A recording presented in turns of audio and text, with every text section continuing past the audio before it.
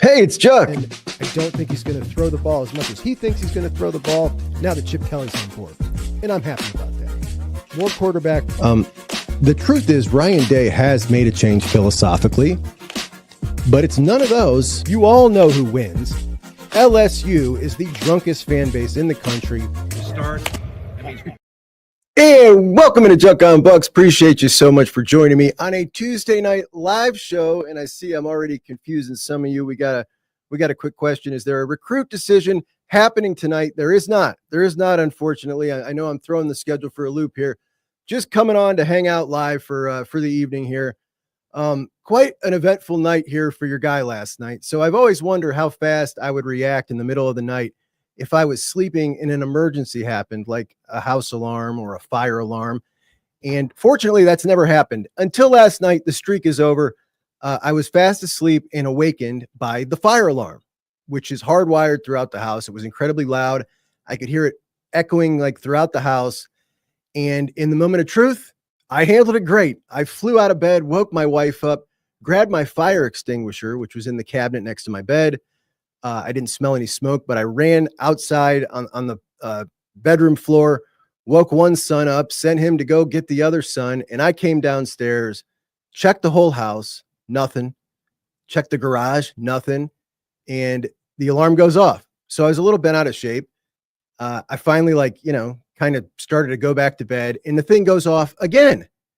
So I was concerned maybe it's picking up on something that I hadn't smelled yet. So I go do the whole thing again, sweep the whole house. There's no breaker for it. But nothing again. Everything was cool. Anyway, I got a guy coming to check on it. And I'm telling you this because we are on a live show. If you hear the fire alarm, which has happened sporadically throughout the day, it usually lasts about 90 seconds. I'm going to be okay. I'm going to be all right. I'm just going to hit mute. And then, you guys would just wait for a minute. You'll understand what happens now that I told you. But nothing wrong if you hear the fire alarm. Anyway, notice the part of the story where I said I leapt out of bed and I just happened to have a fire extinguisher in the nightstand next to my bed, fully charged, up to date, and the presence of mind to grab it immediately from a dead sleep on my way out the door. That's not luck. That's preparation. That's planning for anything that could come my way. That's why I love recruiting. It's the same thing, which is what tonight's show is about, which includes some big news. But we're not talking about upcoming recruiting. We are talking about what's been done so far. And we're going to look at this class of 26 from a couple of different angles. Rivals on 3 has published their July update. And we've got some huge news that is going to end a negative streak that the Buckeyes have been on, thanks to the city of Akron, your boys' city. And I was going to do this segment last week, and I'm so mad I didn't. I've been wanting to do this show about this Ohio State class of 2026 and kind of go through these commits and highlight what I think is a really great job of evaluations by the Ohio State staff for a lot of these guys. And now that we've got these new rankings, we've got a reason to do it. So we are going to do it. Something else I worked on for tonight's show, I think some of you are going to find pretty cool.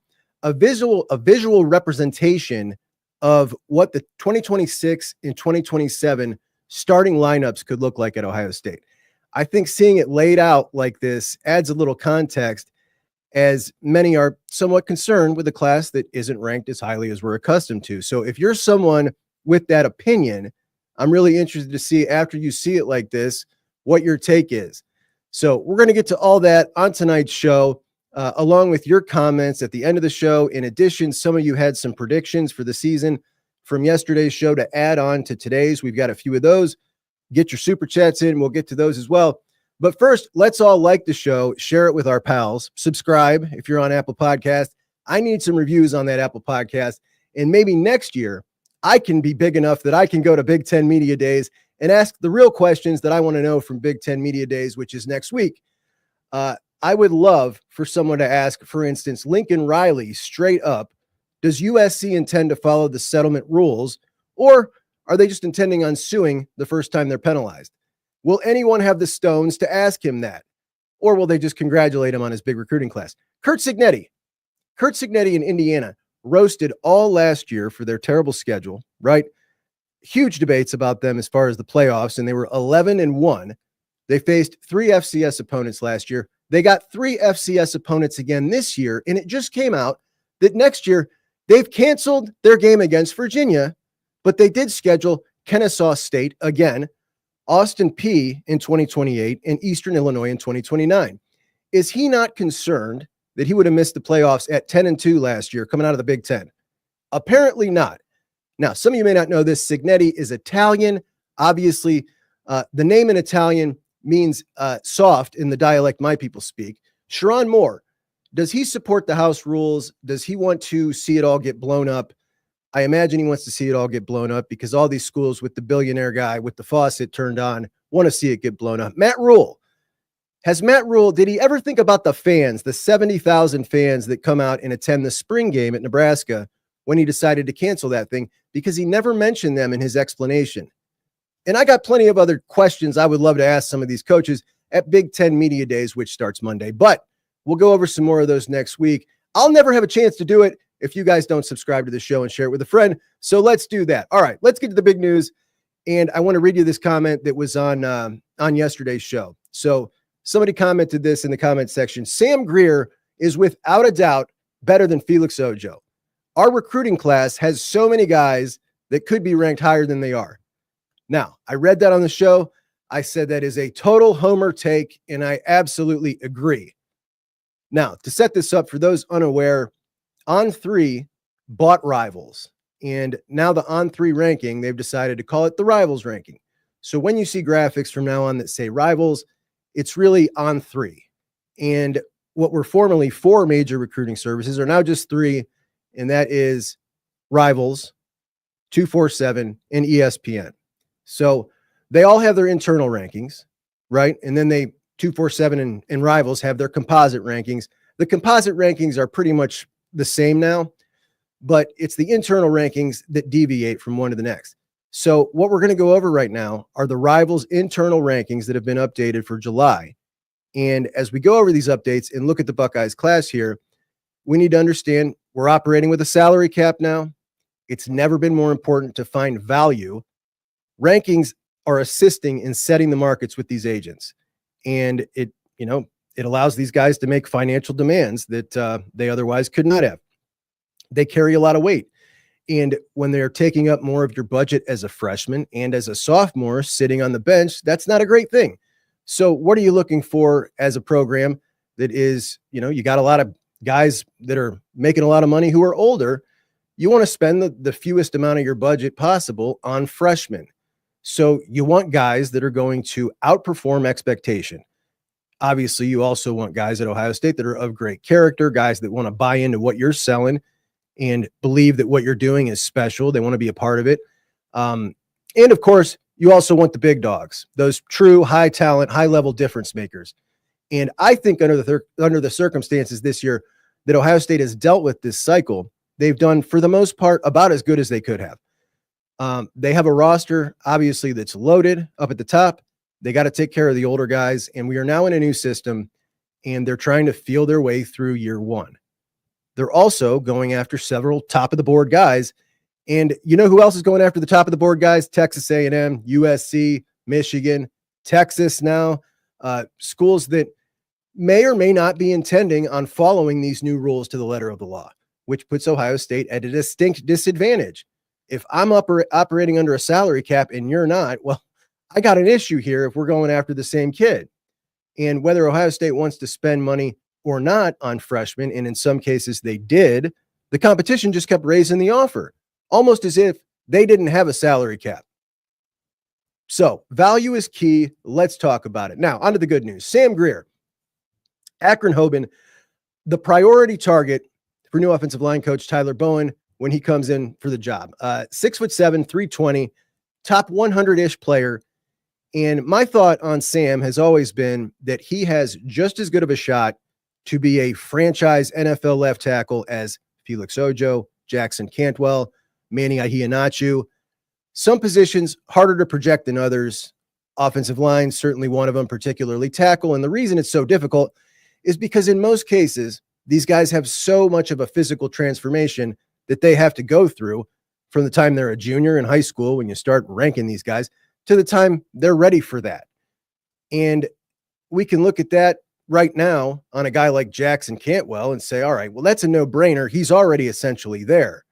But agility, size, strength. I've always felt the same way about Sam. And anyone who has seen Sam play basketball, the kid's like a dancing bear. Now he's got his strength up. He's always been a nasty competitor. Again, you could see that on the basketball court.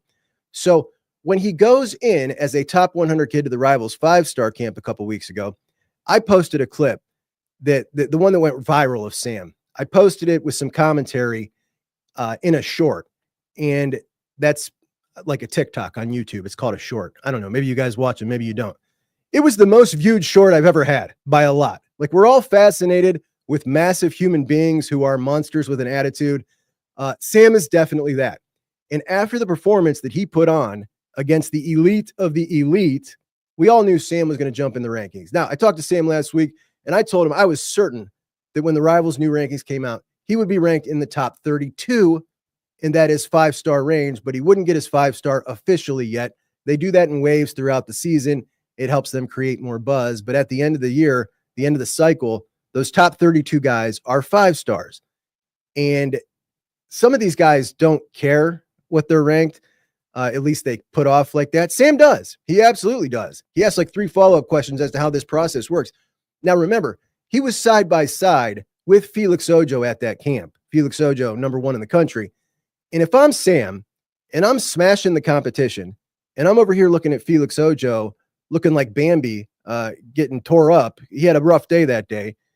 Well, I'm feeling a little irritated. I'm feeling some kind of way that guy's number 1 and I'm number 100. Well, Rivals new rankings drop Monday, and Big Sam, our guy from Akron, Ohio, is now the number 14 player in the entire class. Not awarded the 5th star yet, but that's obviously 5-star territory, and he is not dropping out of 32. So he's going to be a 5-star. Now, what does that mean for this class? It means a couple of things. Not only did Tyler Bowen land his number 1 target in the class, walking in an abbreviated class, but Ohio State snaps a rough streak. It's been 5 years since Ohio State has had a 5-star lineman in Donovan Jackson. It's been 6 years since they had a 5-star tackle. And Sam, honored to be in that company. Paris Johnson, Donovan Jackson. I'm thrilled for my hometown guy. Akron, not compromised. Northeast Ohio, definitely not compromised. More players from Northeast Ohio in this class than anywhere in the country. But Big Sam, not the only mover. And if you are a regular viewer of the show, you know I'm not shy about putting myself out there when it comes to player evaluations, both good and not so good. And I've taken some criticism for those not so good evaluations. Some have said that's me talking bad about a recruit or a player, and I understand where they're coming from. But here's where I'm coming from. This is something I'm passionate about, and I've put thousands of hours in and picked 100 brains to try and pick out subtle differences that elite scouts and talent evaluators are looking for from one guy to the next, because everybody's film looks good, right? Every guy getting recruited for Ohio State, for instance, is an awesome football player. It's very subtle differences. And if I came on here and said everybody's awesome, everybody's underrated, nobody's overrated, they're all great, then it would mean nothing to my audience when I come in here the day after Ohio State offers Kari Wilder, a top 300 kid, and said the services missed one. They got a whale on the line in this kid. It would mean nothing. Absolutely nothing. Well, it turns out I was right about Wilder and the services were wrong. Ohio State, very right about Wilder. Kari Wilder is now the 38th player in the country. Over 200 spot jump, 6 spots out of 5-star range. And that is fantastic. I was positive he was going to be in the top 100. I didn't expect to jump this big, though he totally deserves to be a top 50 kid. So Sam and Kari, 2 of the 3 biggest movers of the cycle, and that is finding value. The Buckeyes have done great. They've done more great, which we'll get to. The class has currently 1 industry-rated 5-star in on 3, and that, of course, is Chris Henry Jr. Internally, they rank him as the number 50 overall player, the number 6 wide receiver. Now, we all know why that is. He was injured last year, missed almost the entire year. We've seen footage of him coming out of the injury, and he certainly looks like the knee is better. He is such an interesting prospect. He looks as good as he ever did. Chris Henry Jr., he moves like his dad, who was very slim, but Jr. could be a defensive end prospect right now, a 5-star defensive end prospect. His frame, any college strength coach would look at him and say, give me 2 years, I'll make him 6'6", 240. he could be a sack master. When we see this kid lined up on a college football field across from a 5'11 DB, it is going to look hilarious. And I was sitting here thinking the other day, who was the last really tall wide receiver we had? I was thinking of Ben Victor. Like Ben Victor always looked, he might have even looked taller than he was. I'm reading here, he's only listed at 6'4". Gosh, he sure felt taller than that to me. And it might have been because he was so skinny. But to me, Chris Henry Jr., the number one wide receiver in this class, because of his uniqueness and his upside. But it's close. I think Tristan Keys also very ridiculous. But Chris Henry Jr., the number 50 overall prospect in the Rivals update. Sincere Johnson, Cleveland Glenville, is a 4-star, number 51 overall in the most recent update. He is the number 3 linebacker in the country. That is a spot ahead of Xavier Griffin, who we know everybody wanted really bad. I think 50 overall is about right where he belongs in the class here, and it's great to see him get that kind of recognition. He's climbed a long way since this thing first started. Rivals ranks him the highest across the board. Simeon Caldwell, the safety out of the Bulls School in Jacksonville, Tim Walton's nephew.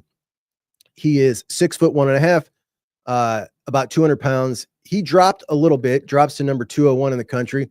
Going to be a safety to start his college career, but with his frame, it looks like a lot of people think maybe he ends up going the Sonny Styles route and moves closer to the line as things go on. The industry ranking on him is 110. I think that's, maybe a little closer, probably a little closer to 110 than 200 is where he belongs. Blaine Bradford, my favorite player in the class. Blaine Bradford is Rivals' number 46 overall player, number 2 safety, industry ranking, number 47 overall player. So pretty consistent here. Now, he is not a 5-star on Rivals, though he maintains a 5-star on 247. I certainly want him to get that 5th star, but it doesn't really matter. Dude is an absolute beast. Additionally, we talked the other day about LSU making a push for Blaine Bradford, the hometown kid. And they're doing that through their number 1 recruit, the number 1 defensive lineman in the country. He had tweeted or posted on Instagram the other day, come home, talking about Blaine Bradford. And we talked about it here on the show that Blaine had then reposted it, and Jermaine Matthews commented on the thing. Chris Henry Jr. has now also commented on it, and so has Devin Sanchez. Sounds like Blaine is in tight with the fellas, which I love. And this is my favorite player. Some of you guys said I jinxed us. Listen, I didn't jinx us. I'm not worried about this at all. Bradford is a Buckeye. Let's get to Caden Dixon-Wyatt, who is, this is the most absurd one of the day, right? Caden Dixon-Wyatt, we have talked about this for a while here, but he's 6'1", 180, fast, dynamic, great hands, makes ridiculous catches. He is a high 4-star, top 100 player in the industry ranking. Everybody agrees on him except for one, and that's Rivals. Rivals on 3 has always been low on Caden Dixon-Wyatt, lower than everybody else. And they have him ranked as player number 263 in the country and the number 45 wide receiver in the country. For comparison, 247, he's the number 5 wide receiver. So from 5 to 45. They had an opportunity to correct this. They chose not to. Really weird. Max Riley, one of the top 2 priorities for Tyler Bowen, a high 4-star, top 100 player at both 247 and ESPN, industry ranking 146, and it's higher there because Rivals brings him way down. The number 42 interior offensive lineman, a 3-star. Again, really dropped the ball here, and these guys are poor with interior offensive linemen. Brett Colajay, number 45, Micah Smith, 40, Grant Wise, 33, Zayden Krempin, one of the most sought-after interior guys in the country, the 33rd. I don't understand what the deal is. Obviously, I lean much closer towards Max being a top 150 and a top 10 interior offensive lineman. Here's one of the strangest ones of the cycle, and that's Jordan Thomas, Bergen Catholic, cornerback, 6'1", 185, from a powerhouse program, a great coach, high-level competition. And many of us were really surprised that Ohio State was kind of pursuing him like what felt like he's their number 1 target at corner, particularly when you had 2 top 10 corners in the state in Rock Hill and Vic Singleton. And it turns out we were right. Jordan Thomas was their top guy. Tim Walton's top guy, NFL veteran coach Tim Walton, the same guy who just landed Aaron Scott Jr. and Devin Sanchez, guys that the rankings agreed with, but a bit of a disagreement here between Walt and the services when it comes to Jordan Thomas. while he is a highly ranked kid, right? He's a top 157 kid in the country, barely cracking the top 20 corner in the country. How often is it Ohio State's number one target is a top 20 corner in the country? Not often. Rivals updates him recently on Monday to the number 225 player. So he's actually dropped to the number 26 corner. That really surprises me. And you just kind of think like, all right, a guy like Tim Walton is kind of giving you a cue here, right? And you dropped him. It's almost like feels like a little ego to me. I don't know, but I think the industry ranking is closer to where Jordan Thomas actually is at about 150. And we all know that Walt clearly sees more in him. This is a kid who's never had a B in his life, spends his free time working on his craft. He's got the physical tools. He could develop into a special player. And Tim Walton thinks he can make him a number one corner. And if that's his number one guy, the Buckeyes stole one here, because the number one target for Tim Walton is usually going to be a guy in Devin Sanchez or Aaron Scott that's going to eat up a big chunk of the budget, right? That's just what it is. But Jordan Thomas, again, that's a value prospect right there who could be just as good as any one of them, according to Walt. But note, different than saying, like, when you say, all right, I trust the coach in his evaluation, that's different than saying I trust the coach no matter what, meaning like, okay, he misses his first, second, third, fourth, fifth, sixth target. He's on to number 7 and he's getting a player, because of course he's going to get a player and fill the spot. And somebody might criticize that and somebody else might, well, I trust the coaches. Well, yeah, you trust him, but you wanted to trust him the first 6 guys that he missed. Anyway, in-state Jacob Weatherspoon might just be the least talked about guy of this class. Jacob Weatherspoon from Avon. I don't hear anybody talking about Spoon. 5'11", 175, and that could have something to do with it. But he's a mystery man. Very highly rated guy, man. He's a 4-star, 127 in the class by Rivals, 173 in the industry. Committed back in January to very little fanfare. Going to be a nickel. Really good, versatile athlete. Bit of a hammer. I'm excited to see his senior film. Rivals has him as their number 11 safety in the country. Really highly rated to have nobody talking about you. Certainly a very confident guy. You guys will like this. So somebody was asking these dudes, I think it was Letterman Row, where they think they should rank in the video game. Like, what should their ranking be? And most of them were saying, 70, 75. I haven't done anything yet. Spoon said 92, basically. I'm the man, which I love.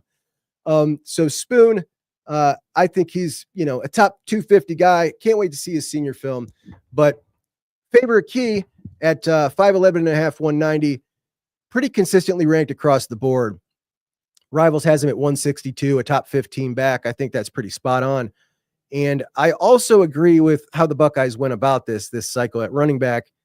When you're looking at not trying to break the bank to go get Savion Hyder or Derek Cooper, because it's next year where you got the real stud, you got the in on the real stud, and that's David Gabriel George. And I also like staggering Bo Jackson, favorite key, a guy with a high upside, but not a guy that's commanding huge attention, and then go for the big dog and David Gabriel George the following cycle. It just seems like a better way to invest your money and not have a bunch of money tied up at running back. Now let's get to the defensive line. We got Damari Simeon, a big outlier here for Rivals. Damari Simeon is a 4-star, 6'2", 270-pound, havoc-wreaking lineman. Huge value win for the Buckeyes here. The kid's a terror. Incredible strength, great motor, not a great first step, not super twitchy, but he's fast, always pursuing from the backside. Tough to deal with, man. Rivals sees him as the number 78 player in the country, the number 7 defensive tackle, which means if you're counting at home, Rivals has 2 of the 4 Ohio State defensive linemen as top 100 guys. Now, Rivals is the outlier here.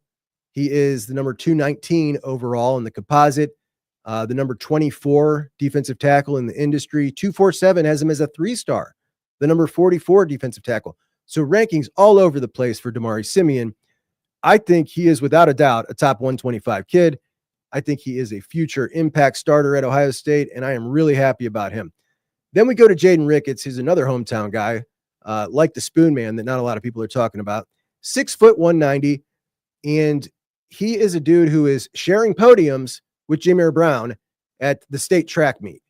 So we're talking about verified speed, a guy who got his offer from Brian Hartline in person, in camp, which means a lot. And the speed is evident. It's verifiable. Not a ton of film on him, so you can't watch a whole lot of him, but the upside is clear.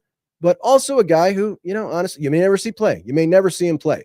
Or he may be awesome. Don't know. A whole lot could go on there. I'm excited to see his senior season as well. Ultimately, I think he's a top 300 kid. Now we get to another one that I love, CJ Sana. 6'3", 225 is what he's listed at, though I don't think he's 6'3". I think he's closer to 6'2". Standing next to James Laurinaitis, who I believe is exactly 6'3". He's about an inch shorter. Rivals has him as a 4-star, number 276 overall, the number 18 linebacker. Now, nobody's going to believe me here, but this dude is dynamic, long arms, just learning the position. He is as quick, if not quicker, in short area spaces than Sincere Johnson. I think he has a much bigger upside than a lot of people think. And when you add that into his seriousness, his work ethic, his desire to play at Ohio State and nowhere else, along with his natural ability, this dude has a very high ceiling and a very high floor. And I think the Buckeyes absolutely nailed it here with CJ Sana, who, in my opinion, is a top 200 player. Big time value here. And so is Aaron Thomas. Aaron Thomas out of Arizona, true tackle body. Consensus 3-star across the board. A very good athlete for a kid that size who moved over from the defensive line just last year to play his first year on the offensive side of the ball. And I think that this dude, if he had played his entire high school career on the offensive side of the ball, he'd be pushing for a top 300 overall kind of spot. And I think by the end of his senior year, he's going to be a guy that is closer to that top 300 with his 4-star than the 500 ranking. And then we get to Brock Boyd. And here's another one where it's just like everybody understands and recognizes that Brian Hartline is the man. Everybody knows it. Brian Hartline went down to TCU and said, hey, kid that's committed to TCU, no. You're coming to Ohio State. And he is the fastest wide receiver in this Buckeye class with an industry ranking of 505, 247, 109th wide receiver in the country. The 100th player in Texas. Rivals gets a little closer as they have him as a 4-star, 248 in the country, but still the number 42 wide receiver in the country. This dude is a 6'1", 180-pound burner, track star. He's a production machine at the top division of Texas football, set records in the state championship game. And I just find it hard to believe that when Hartline goes and does that, it wouldn't open your mind to think, wait a minute, maybe I'm wrong on this kid. Maybe I should take a second look. But they didn't. And that's fine. Again, big value for the Buckeyes. And then we get to Corbin Fordham. This one's just wild. Corbin Fordham, Keenan Bailey's tight end in the class, and there is just one.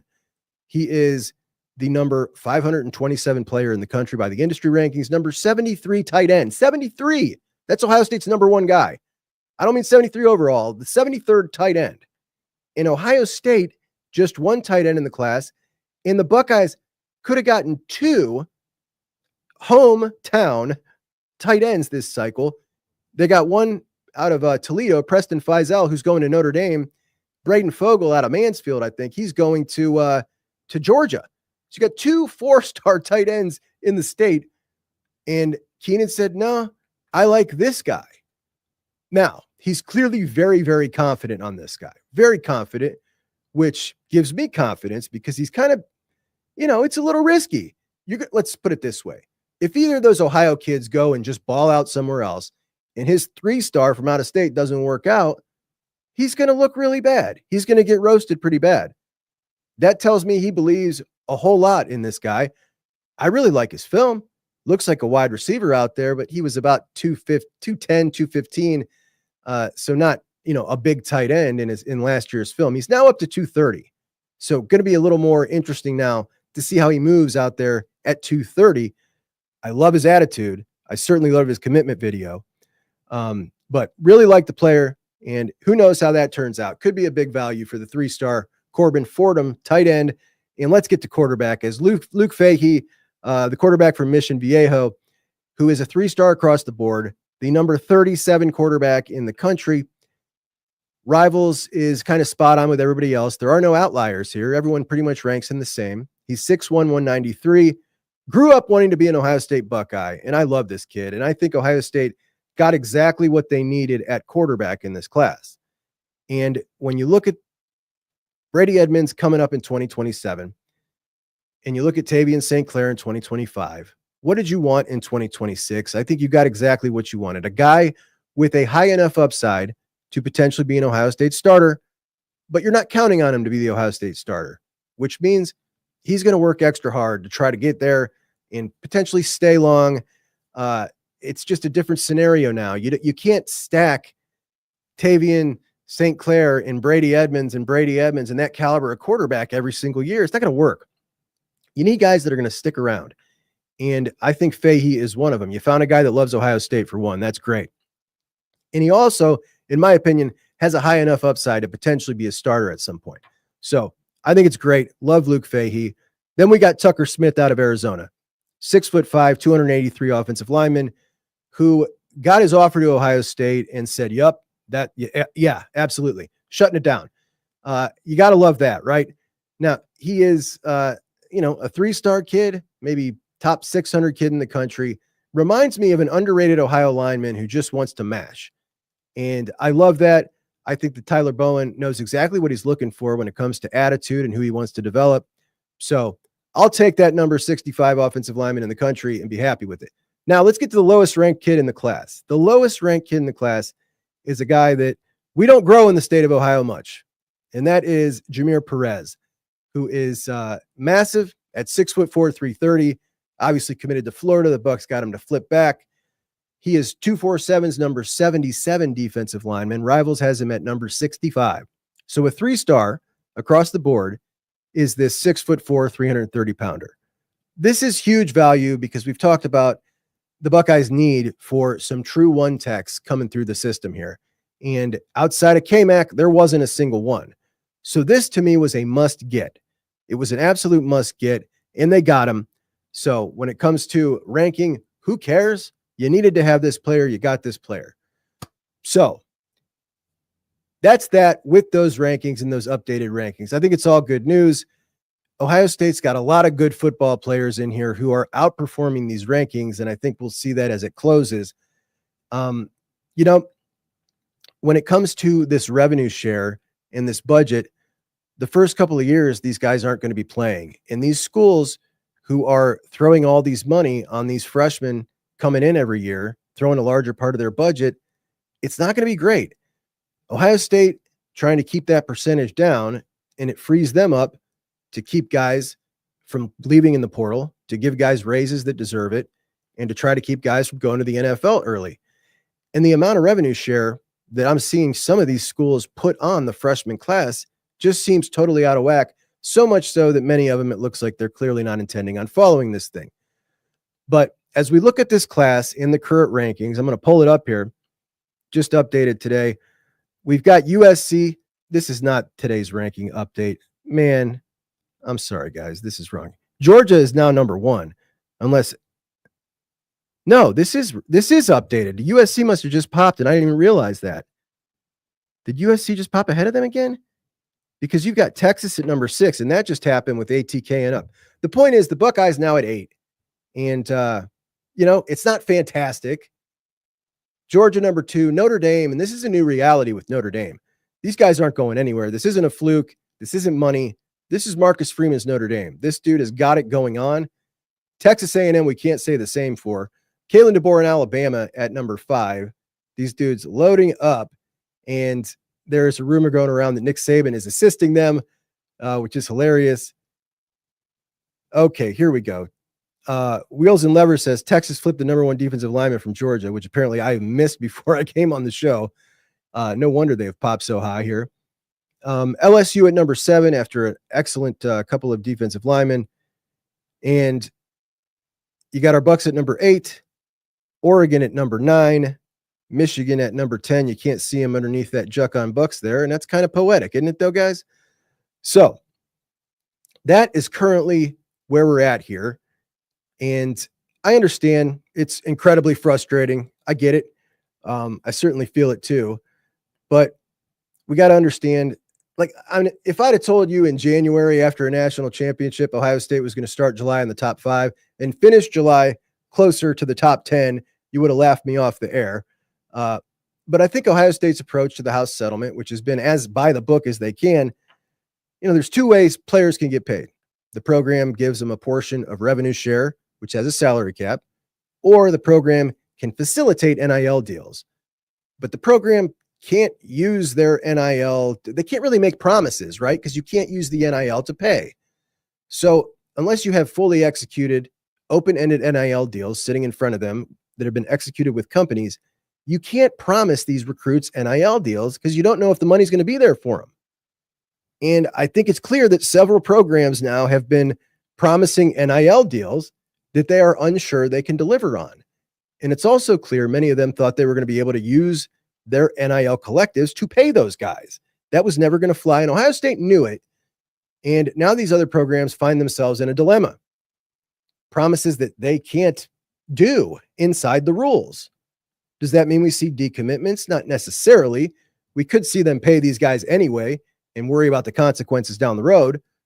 But those are a couple of the reasons Ohio State's sitting at number 8 this year. Another reason is there are some straight up losses. Yeah, losses exist. It's not all about money, but that's another reason as well. What really matters is not what the team ranking is. What really matters is the roster that you put together on your own team. How does it look? Are the players good enough? Did you address your needs? Did you hit your top guys? And you don't do this by judging 4 classes. That's too much turnover. That's just out the window. We used to do it like that. That makes no sense anymore. If we look at the last 2 cycles, Ohio State has lost 40 guys to the transfer portal. That's half the roster, and we're not even counting the guys to the NFL and grads. So judging for 4 years makes no sense anymore. But 1 year isn't enough because we know that on a college roster or in a recruiting class, we can miss this year and make up for it next year. Those guys are on the same team. So if we miss this position and we make it up next year, we're good. So how has Ohio State done in a 2-year block? 25 and 26 put together, because that's the group that's going to make up the team in 26, 27, and 28. And the juniors, the sophomores and juniors are making up the core of this team now in 25 and next year in 26. I put together what the roster, what the starting lineup could potentially look like. And obviously we don't know who's going to leave early. So in most cases, I kind of lean towards, if I was on the bubble about somebody, that player is going to leave early. And I did that because I actually think we are going to see a little bit of a reversal. The last couple of years, we've seen more players than in 20 years staying back in college instead of declaring early for the NFL. That's because they could make a lot more money in college, and it's going to be much more difficult to do that with a salary cap now. So let's take a look at what the 2026 potential starting lineup could look like at Ohio State. Let me get this picture off here so you guys can see all the way down to the bottom. Okay, so 2026 offense. Julian Sayin at quarterback. At running back, James Peoples and Bo Jackson. That is one hell of a duo. Wide receivers, Jeremiah Smith, Mylan Graham, Brandon Innes, Quincy Porter. Offensive line, I got Phillip Daniels at left tackle, Luke Montgomery at left guard, Josh Padilla at center. I got Austin swinging back into guard and getting Ian Moore at right tackle. And there's a lot of opportunity on the offensive line, a lot of different ways they can go. Maybe Montgomery's your center that year, and Jake Cook is your 6th best lineman, and you get Jake Cook in at guard. Maybe Javon McFadden pops up. Maybe one of those Armstrong twins is ready to play. Whole lot of different scenarios here. Tight end, Jelani Thurman and Nate Roberts. Really like the way that looks. How about the defense in 2026? At tackle, we got Edric Houston and Jarquez Carter backing him up. Now, Will Smith Jr., Max Roy. That is a glaring standout right there, as you know, okay. That is a spot that you're going to want to address most likely, unless we see Will Smith Jr. really pop this year. At edge. Now, Kenyatta Jackson could technically be back, and that would be awesome. We're going to assume he leaves. What are we looking at in that case? Let's assume Bo Atkinson comes back. Kenyatta leaves. Zion Grady, Bo Atkinson, Logan George, Epi Satanile. Again, you may want to bring in some help here. At linebacker, I'm assuming Arvell Reese is gone. Peyton Pierce, Riley Pettijohn, TJ Alford. Love that core. And that secondary is nasty. Devin Sanchez, Aaron Scott, Bryce West, Malik Hartford, Jalen McClain, Fahim Delane, freshman Blaine Bradford. So all in all, when we look at that offense, not too many holes on the offense. And that's a pretty monster offense right there. And the defense, it's exactly where we thought it would be. Maybe some help is needed on the defensive line. Now, let's go out to 2027. The offense, 2027, let's say Tavian St. Clair is your quarterback. At running back, you got Bo Jackson, you got Isaiah West, you got Turbo Rogers, you might have David Gabriel George. Wide receiver, Quincy Porter, Chris Henry Jr., Phillip Bell, Jameer Brown, a lot of options there. The offensive line in 2027, to me, this is when this offensive line starts to really look ridiculous and deep. Sam Greer, look, I didn't want to take Carter Lowe off the field. He's going to be a tackle, but let's just throw him at guard for the hell of it. Jake Cook has now moved to center, which is, what they recruited him for in the first place. But, he's so good. He could play anywhere. So we'll put Jake at center. We got Max Riley at guard, Ian Moore at right tackle, but, you still could have Phillip Daniels, the Armstrong twin that plays tackle. Aaron Thomas might pop. Who knows? You got a ton of options on the offensive line. And at tight end, freshman Nate Roberts, freshman Brody Lennon, who are now in year 3. Love both those guys. So that's a nasty offense, man. Nasty, nasty offense. And as we go over on the defense, Jarquez Carter is your number 1 3 tech. You also got Damari Simeon and Trajan Odom. At 1 tech, Jameer Perez, Max Roy. On the edge, Zion Grady and Epi Satanile, Kari Wilder, Dom Kirks. Hopefully you've added somebody the year prior from the portal on the defensive line to assist them at edge a little bit, because it's, pretty much just what we've been talking about. This is where you're light here, no doubt. The linebacker crew, I've got Peyton coming back again for his senior year with Riley Pettijohn and TJ Alford. You've also got Sincere and CJ Sana and Eli Lee. Devin Sanchez, Aaron Scott and/or Jordan Thomas, Bryce West, Jalen McClain, Fahim Delane, Blaine Bradford. And again, we're looking at 2 years in a row where it just looks like the defensive line could use a little more help. So that's what it looks like. Again, the offense loaded up, great offensive line. The offensive line definitely on the upswing. Receivers are loaded always. The backs look great to me. Quarterback, tight end, everything good. And the defense, like a lot of these players, think you need a little more. You're going to keep running into this depth situation. So you guys let me know what you think looking at it that way.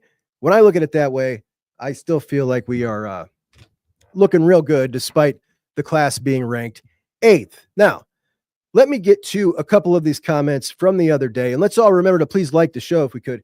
I wanted to, we were talking about predictions for the year, and I wanted to make sure I got these in. We got a couple more of you guys that wanted to add predictions, so we can look back at these at the end of the year and see who was right. Chris Sowers thinks Devin Sanchez will lead the team in interceptions, and Quincy Porter will be wide receiver 3 by the end of the season. Now, these are 2 really bold ones. I mean, if you were just to say one, I would say that's a really bold one, but both of these extremely bold. The Devin Sanchez thing, I mean, you could see it happening. You could definitely see that one happening. Heaven says Kenyatta Jackson will lead the Big Ten in sacks. He's certainly got what it takes. I think it depends on how we see him utilized, but he's got the skills. Tom says Max Clare will lead in receptions this season. Coaches will create plays that open Jay Smith to be number 2. Take those to the bank. Our man is confident.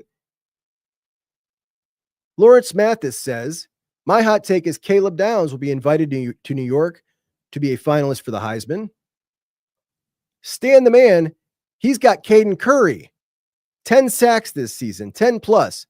I also want to add my buddy Eric. Eric is also in on the Caden Curry band. He's the originator of the Caden Curry bandwagon here.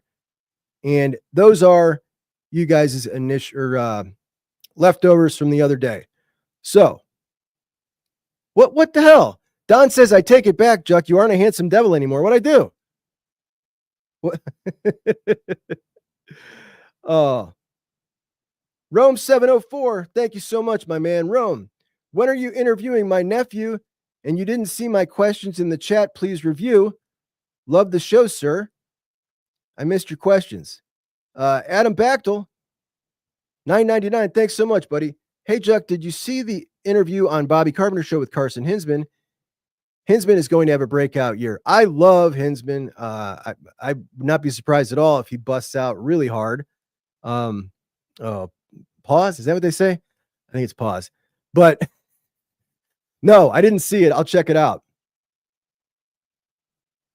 My buddy Chris, how did you get so handsome? I don't know. I don't know how that happened, but my old lady, man, she's a babe, so I must have it going on. Yes, handsome on waffles. Do we have any football? My graphics are the best. Emily, thank you so much. I work really hard and I get done and I'm like, man, this looks so bootleg and janky. I know it's not about the appearance, it's about the information. But I appreciate you you saying that.